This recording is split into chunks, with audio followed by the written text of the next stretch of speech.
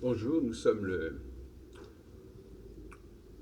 16 août 2014, je vous parle de la Bibliotheca Astrologica, mais je vais vous parler essentiellement des rapports entre astrologie et linguistique. Bon, on sait que bien entendu l'astrologue parle, que le logo c'est de la parole, on parle d'ailleurs du logoré, du logomachie. Donc il s'exprime et il, il est situé à l'interface entre les signes cosmiques et le langage de tout le monde, entre la sagesse céleste et le consensus sémantique de tout un chacun. Et en quelque sorte, l'astrologie puise forcément et se réfère forcément à une question linguistique, à des mots, à un langage qui est celui que nous utilisons quotidiennement, couramment. Et néanmoins, les relations entre ces deux plans ne sont pas claires.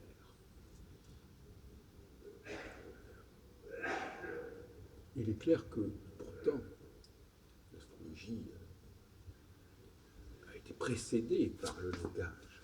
Elle n'est pas fondatrice du langage. Donc elle est un encodage. Elle récupère des catégories qui sont antérieures à elle-même. Par exemple, les maisons astrologiques font référence à des domaines d'activité qui sont bien connus, qui sont ceux d'une vie, de l'enfance, du mariage, de la maturité, de la mort. Donc ça, ce sont des choses qui n'ont pas été inventées par l'astrologie, mais qu'on retrouve dans l'astrologie, à telle enseigne qu'effectivement les maisons astrologiques reprennent ces catégories, récupèrent ces catégories.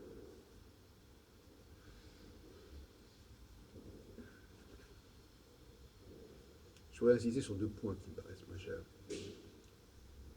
Parce que moi j'ai beaucoup travaillé sur la morphosémantique. Je pense que la linguistique fait partie des études, du cursus, du bagage de l'étudiant en astrologie, de la faculté libre d'astrologie de Paris notamment. D'une part la question des préfixes, et d'autre part la question des suffixes. Les préfixes, c'est-à-dire ce qui est notamment placé avant la racine verbale, par exemple, par rapport à venir, il y a prévenir, provenir, devenir, advenir, survenir, etc. Tous ces préfixes correspondent à des situations différentes d'un même processus. Parce que le processus, l'élément récurrent, c'est évidemment la forme venir. Et l'élément variable, c'est le préfixe. Et on ne peut pas à la fois être dans un préfixe et dans un autre au même instant. Je ne peux pas revenir quelque part et advenir, c'est-à-dire advenir qui est derrière le mot avenir.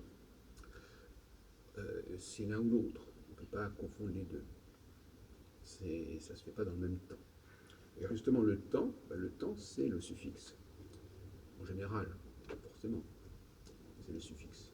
C'est le suffixe qui détermine si on a affaire à un présent, à un passé ou à un futur. Dans les langues sémitiques, ce n'est pas nécessairement le cas, parce que le futur en langue sémitique est marqué aussi par le préfixe. Mais dans les langues occidentales, c'est un peu comme ça que ça se passe. Bien que, en anglais, par exemple, le futur est souvent marqué par un auxiliaire qui est placé avant l'infinitif. I will come. Là, on n'est pas dans un phénomène de suffixité, comme en français, quand je dis je viendrai, je parviendrai, ou je parvenais, ou je parviens. Prenons donc la langue française comme référence, ou la langue latine, et considérons qu'effectivement, il est important que nous sachions, par rapport à une action donnée, si elle correspond à quelque chose qui est actuellement en cours, ou ou si c'est quelque chose qui a eu lieu, ou quelque chose qui va avoir lieu. Donc déjà, dans l'utilisation même des suffixes, et même des temps, nous avons une notion astrologique, puisque l'important dans la vie, c'est de savoir si les choses sont, ont été ou seront. Et si tel préfixe, par exemple, je reviendrai, est-ce que c'est quelque chose qui est d'ordre du futur? Est-ce que c'est quelque chose qui est passé, je suis revenu, je revenais? Ou si c'est quelque chose qui est l'heure du présent, je reviens. Si c'est pas je reviens, c'est peut-être au contraire je deviens. Et devient, c'est le contraire de revient. Devient, ça veut dire quelque chose qui commence, qui recommence. Et ça donnait par exemple, si on prend notre préfixe départ, le départ. Le départ, c'est-à-dire je m'en vais. Donc la maîtrise des problématiques linguistiques, préfixales et suffixales, des affixes, à mon avis, est un des fondements de la pensée astrologique. Ou du moins, la pensée astrologique ne peut pas en faire abstraction, et quand elle s'adresse à une personne en essayant de lui parler sa propre langue à elle, eh bien, elle doit savoir se référer à ces questions préfixales ou suffixales. Où est-ce que vous en êtes? Est-ce que vous êtes dans le re? Est-ce que vous êtes dans le de? Est-ce que vous êtes dans le par? Est-ce que vous êtes dans le sur? Est-ce que vous êtes dans le a?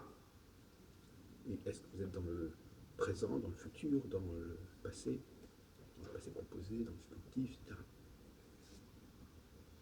Pour cela, il faut, bien entendu, le problème c'est que nous ne parlons plus maintenant, notre conscience linguistique n'est plus très aiguisée. Je veux dire par là que avec les synonymes, avec les emprunts, avec les néologismes, avec les formes étrangères, la structure de la langue n'est pas conscientisée de manière aussi nette qu'elle a pu l'être peut-être dans le passé. Donc, il est important je dirais, ça va peut-être paraître un peu utopique ce que je veux dire, mais il est important d'utiliser une langue purifiée, une langue qui est épurée, une langue où effectivement on joue sur un nombre limité de racines, on joue beaucoup sur les préfixes successifs, on joue beaucoup sur, bien entendu, les suffixes qui vont marquer le temps. Donc ça, ce sont des choses assez basiques, mais il faudrait quand même s'en tenir. Alors, je voudrais terminer mon petit exposé sur la linguistique et astrologie, qui revient sur des choses assez évidentes, mais qu'il fallait quand même reformuler, en disant que, et j'en ai parlé pendant la dernière vidéo que j'ai faite, vous avez écouté les cloches de l'église Sainte-Anne de la Bétocaille. C'est marrant, je ne sais pas, il est peut-être midi. Je vais revenir sur la question des aspects astrologiques, les aspects, la notion d'aspect, qui est une notion assez problématique, parce que les aspects astrologiques sont faits justement pour marquer le temps, normalement. C'est une notion prédictive, l'aspect.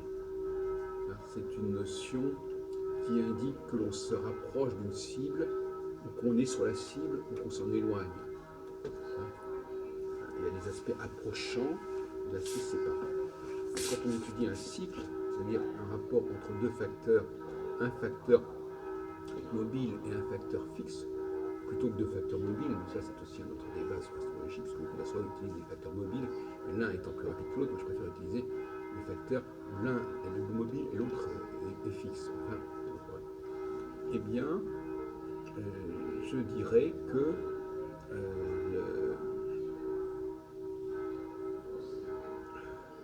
il est nécessaire de ne pas tout mélanger.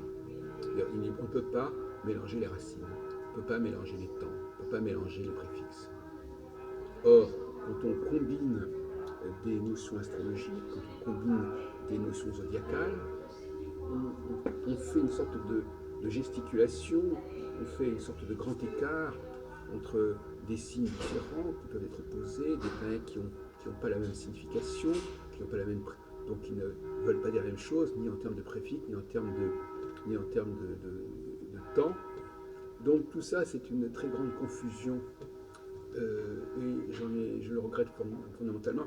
Je regrette que dans les écoles d'astrologie, on passe son temps à apprendre à combiner Mars avec la Lune, Saturne avec Mercure, Uranus dans tel signe, Neptune dans tel autre signe. Dans une sorte de salade niçoise avec tout ça. Ça me paraît extrêmement regrettable et peut-être pas, ça n'est pas du tout la formation que je souhaite donner à nos étudiants. Hein. C'est-à-dire qu'au contraire, il faut suivre une certaine racine et suivre ses états successifs. Et ces états successifs correspondraient en quelque sorte à des préfixes successifs, puisque chaque préfixe correspond à un temps, à un moment différent. Il y a le moment du retour, il y a le moment du départ.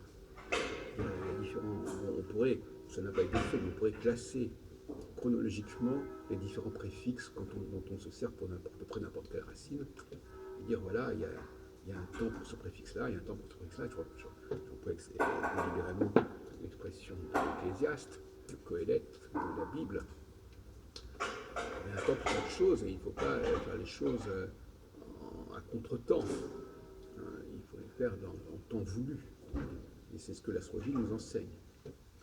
Elle est là pour nous enseigner à quel moment nous en sommes dans notre vie, si nous en sommes au préfixe, ce tel préfixe ou tel autre préfixe, si nous sommes si ce qui nous concerne par rapport à ce préfixe. Alors, effectivement, ce qu'on peut dire, c'est qu'on peut dire aujourd'hui je suis dans tel préfixe, je suis dans telle configuration, et hier j'étais dans un autre préfixe, dans une autre configuration, et demain je serai. Donc on peut effectivement situer les choses dans le temps, mais on ne peut pas. Dans le temps, on a le droit à la diversité, je dirais. Le temps permet de la diversité. En revanche, à un moment présent, à un instant donné, il n'y a pas de diversité. Il n'y a qu'une seule et même ambiance, une seule et même atmosphère.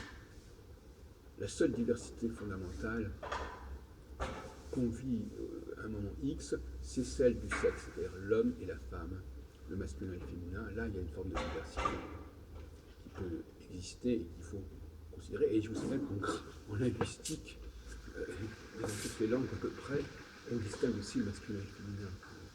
On distingue le masculin et le féminin, on distingue le singulier et le pluriel.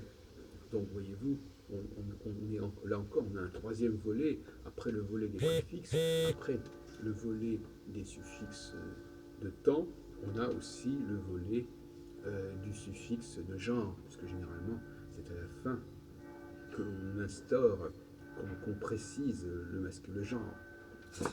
Voilà ce que je voulais dire.